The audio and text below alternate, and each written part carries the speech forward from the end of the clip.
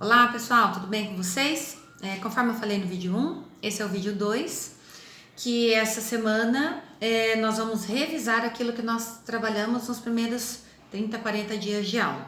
Na semana que vem eu posto o vídeo 3 com já a matéria nova, certo?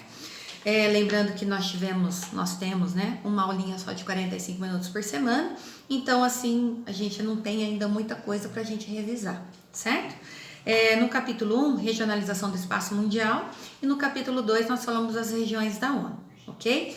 Então, o capítulo 1, regionalização do espaço mundial, é um assunto que a gente vai acabar voltando sempre, tá lá na frente no capítulo 5, 6, 7, a gente acaba falando de regionalização.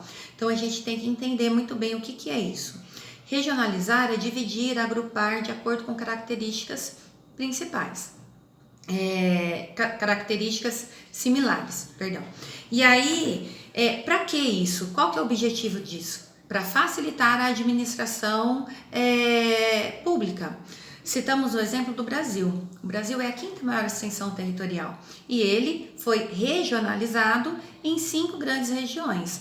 Por quê? Quando eu faço análise da população do norte, ela é muito menor do que a população do sudeste. Então, assim, o governo ele vai investir em construções populares, casas populares.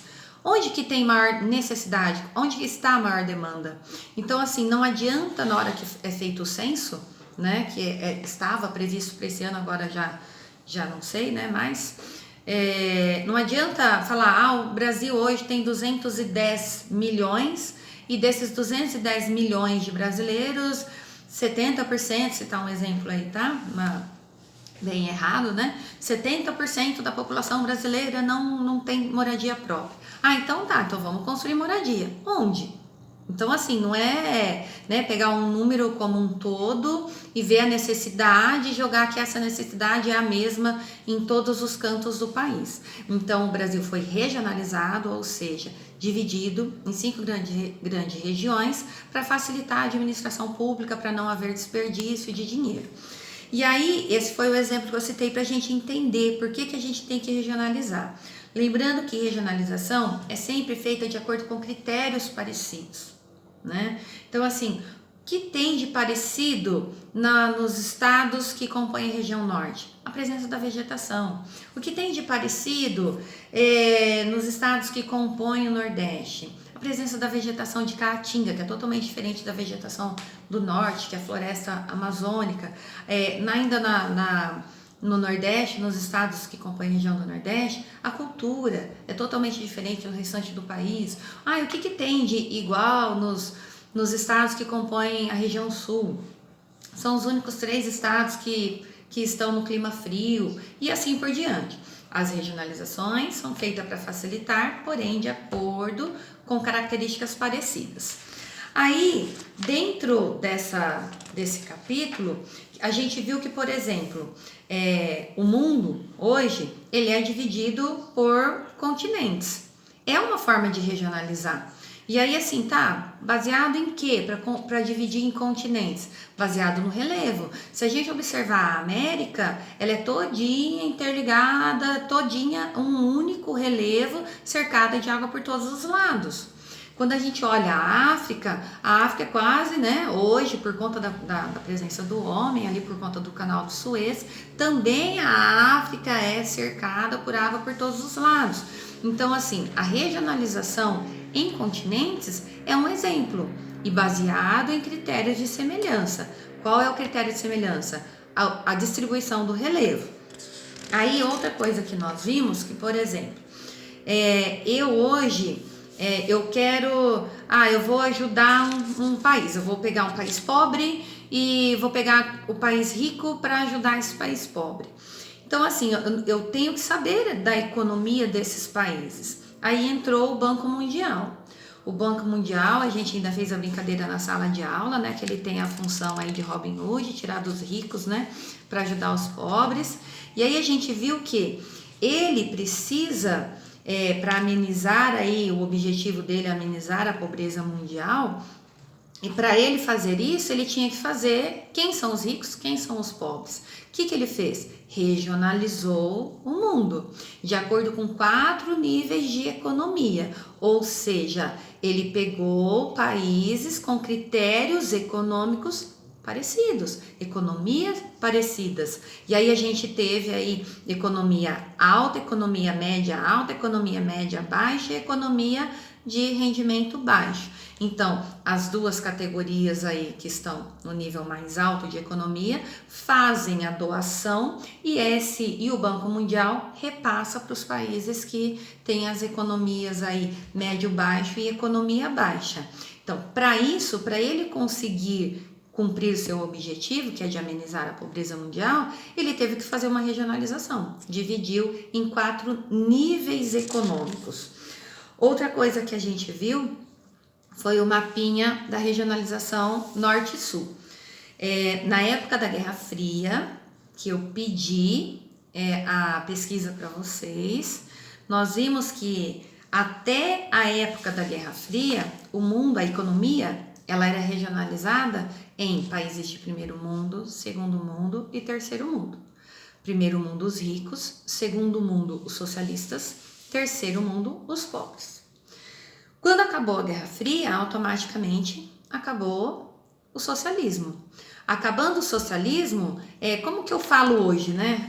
Você é um país de primeiro mundo. Tá, então você é Estados Unidos, país de primeiro mundo, eu, Brasil, sou um país de segundo mundo. Fica um buraco nessa, né?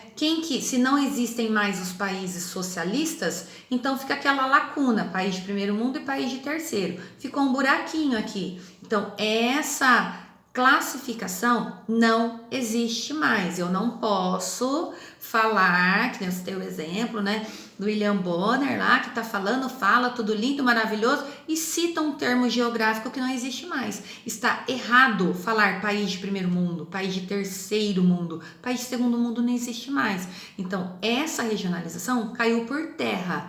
Lá no Enem você não pode escrever Estados Unidos se recupera fácil, também, né, é fácil, um país de primeiro mundo. Já o Brasil demora um pouquinho mais, porque nós somos um país de terceiro mundo. Tá errado. Você usou termos que não existem mais, certo? Hoje, qual que é o termo correto? Países desenvolvidos e países subdesenvolvidos. Hoje, a regionalização econômica mundial, ela ficou nesses 2 termos, desenvolvidos e subdesenvolvidos, certo? Aí, no capítulo 2, nós vimos que as regiões da ONU. Nós falamos um pouquinho da ONU. A ONU ela foi fundada logo após o término da Segunda Guerra Mundial. Ela foi fundada apenas por 50 países. O Brasil foi um dos fundadores da ONU. O objetivo da ONU, inicialmente, foi para promover a paz mundial, porque estávamos em vias de ter a Terceira Guerra Mundial, no período aí da Guerra Fria. E aí, quando acabou a Guerra Fria, em 1991, quando acabou o socialismo, quando acabou aí, a revanche, entre aspas, entre os Estados Unidos e a União Soviética, acabou a União Soviética em si, a ONU ela foi ampliando seus objetivos. Hoje ela cuida da educação, ela cuida da saúde, ela cuida do comércio, então ela foi ampliando seus objetivos, mais países foram assinando a carta de intenção da ONU, e aí, para ela ampliar os seus objetivos, um deles, aquilo que eu citei também, do Banco Mundial, o Banco Mundial faz parte aí da ONU. Um dos objetivos é amenizar a pobreza, cuidar da educação. Só que para isso, eu tenho que ter índices. A ONU criou alguns índices muito importantes para a gente, como, por exemplo, o PIB foi criado pela ONU. O que é o PIB? Que mede a riqueza dentro do seu país, tudo aquilo que é produzido dentro dos 3 setores da economia, setor primário, secundário e terciário. Criou o RNB, que é tudo que é produzido dentro e fora do seu país por indústrias do seu país. Vamos citar o exemplo que eu citei na sala de aula, as Havaianas, por exemplo. É uma indústria nacional brasileira, só que hoje ela está aí no mundo inteiro. Então, eu quero saber qual que é o PIB brasileiro.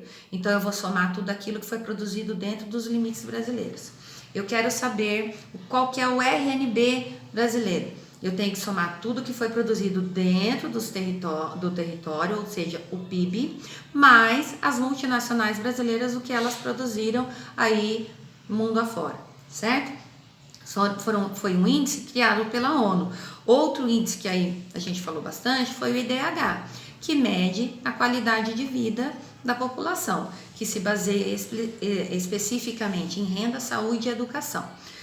Quando a ONU ela cria esses principais índices, ela consegue regionalizar o mundo, vamos regionalizar por qualidade de vida. Então ela vê, através do IDH, quem são os países que têm uma qualidade de vida melhor, quem são os países que têm uma qualidade de vida pior, quem que ela pode ajudar mais. Ela vê quem são os países que, vamos citar o nosso exemplo, a gente tem um PIB legal, só que uma qualidade de vida ruim. Então, assim, o que está acontecendo? Né? Por que está entre as 10 maiores economias mundiais, porém a qualidade de vida está ruim? Então, assim, aí é onde eles lançam metas para a educação, né, crescer. Por quê? Qual que é o IDH? O que é utilizado no IDH? Renda, saúde e educação. Então, aí é uma das formas da ONU intervir no nosso país.